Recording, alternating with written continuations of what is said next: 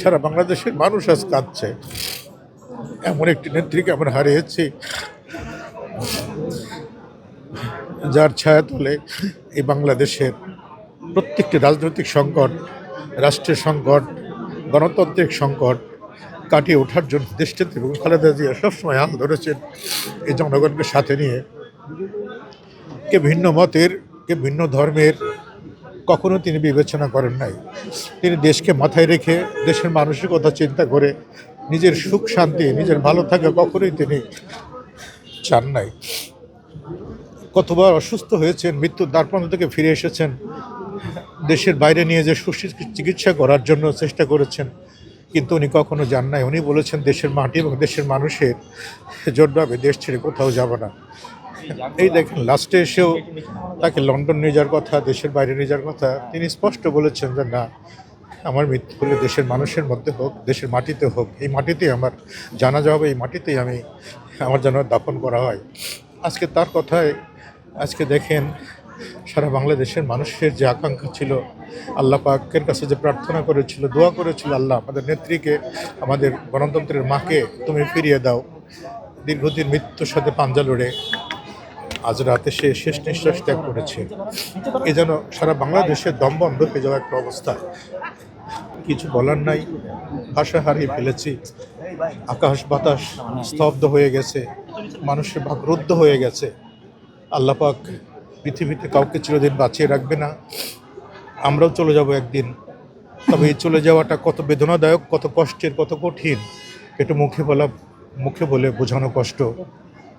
সর্বশেষ কথায় পরিবারের তার সুযোগ্য সন্তান দেশনায়ক তারেক রহমান, ডক্টর জুবাইদুর রহমান, জাহিমা রহমান সহ আমাদের কোকো ভাইয়ের স্ত্রী, সন্তান, তার পরিবারের সাথে সংশ্লিষ্ট সকলেরই শোক সইবার ক্ষমতা আল্লাহ পাক দিক। তার সারা বাংলাদেশের মানুষ যে আজকে এই অশান্তিতে আছে, এই কষ্টে আছে, আল্লাহ পাক সবাইকে ধৈর্য ধারণ করা তৌফিক দান করুক।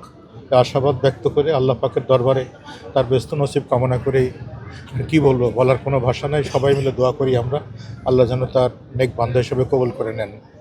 ধন্যবাদ সকলকে। পদ্মা সেতু, মেট্রো রেল এবং এলিভেটেড এক্সপ্রেসওয়ে নির্মাণের গর্বিত অংশীদার বসুন্ধরা সিমেন্ট। আপনাকে তো উনি অনেক পছন্দ করতেন। ম্যাডামের সাথে অনেক স্মৃতি আমার আছে। আমি যখন 2001 সালে জাতীয় চলচ্চিত্র পুরস্কার পেয়েছিলাম, উনি নিজ হাতে আমাকে পুরস্কার দিয়েছিলেন এবং গলায় যে মেডেলটি পরিয়ে দেয় সে নিজ হাতে পরিয়ে দিয়েছিলেন।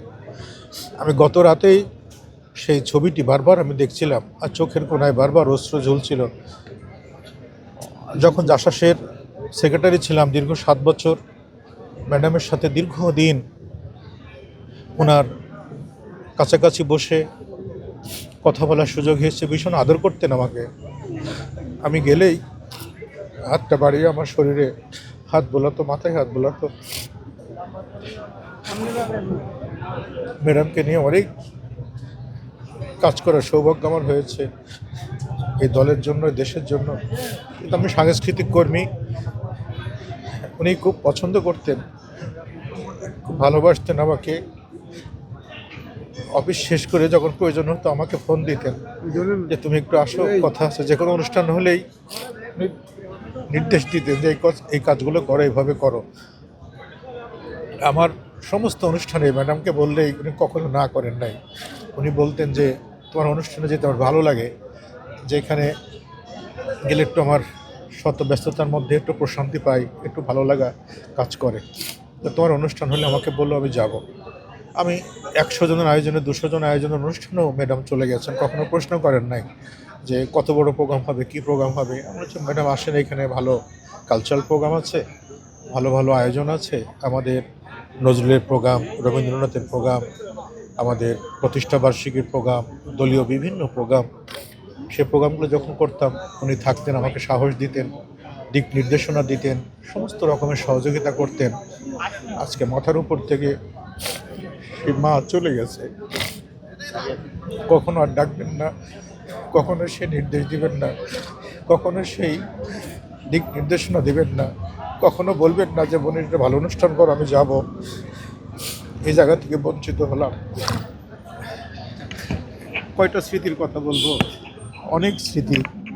সিলেট যাচ্ছিলাম, রোড মার্চে প্রচণ্ড বৃষ্টি ছিল।